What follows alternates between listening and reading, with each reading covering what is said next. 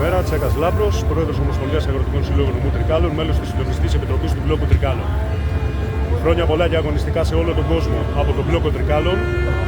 Είμαστε στον δρόμο σχεδόν ένα μήνα τώρα, συντονισμένοι και ενωμένοι με τους συναδέλφους μας από όλη την Ελλάδα, κτηνοτρόφοι, γεωργοί και μελισσοκόμοι, συμπαρατασσόμενοι με τις αποφάσεις της Πανελλαδικής Επιτροπής των Μπλόκων, σε έναν αγώνα ο οποίος είναι πραγματικά αγώνας επιβίωσης. Η πολιτική που ακολουθείται απέναντι στη μικρομεσαία αγροτιά, απέναντι στον πρωτογενή τομέα, είναι τέτοια η οποία μας ξεκληρίζει. Φαίνεται για το που υπάρχουν λεφτά και δίνονται, όπως ας πούμε την πολεμική οικονομία, ενώ για τον αγρότη δεν περισσεύει τίποτα. Εμείς λοιπόν είμαστε στον δρόμο και λέμε ότι δεν θα κάνουμε βήμα πίσω μέχρι να ικανοποιηθούν αυτά τα αιτήματα.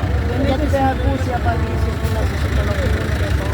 Δεν έχουμε ακούσει καμία απάντηση, έχουμε ακούσει μόνο ένα επικοινωνιακό παιχνίδι εκ μέρους του Μαξίμου, να το πούμε έτσι, στο οποίο παιχνίδι εμείς δεν θα μπούμε, να μας συγχωρούν πολύ. Όταν θα δώσουν ουσιαστικές απαντήσεις και ουσιαστικές λύσεις, τότε θα δούμε και εμείς πώς θα προχωρήσουμε.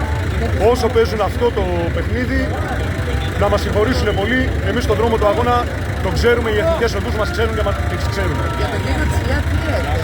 Για τον κύριο Τσιλιά τι λέτε από τη Θεσσαλονίκη που θέλει να πάει σε διάλογο και διαχωρίζει από τα υπόλοιπα μπλόκα? Όποιος θέλει μπορεί να πάει να μιλήσει με όποιον θέλει. Παρ' όλα αυτά, το αγροτικό κίνημα έχει συλλόγους, έχει ομοσπονδίες, έχει επιτροπές των μπλόκων και Πανελλαδική Επιτροπή των μπλόκων. Από εκεί βγαίνουν και οι εκπρόσωποι μας, από εκεί βγαίνουν οι αποφάσεις μας και οι κινήσεις μας. Αυτά.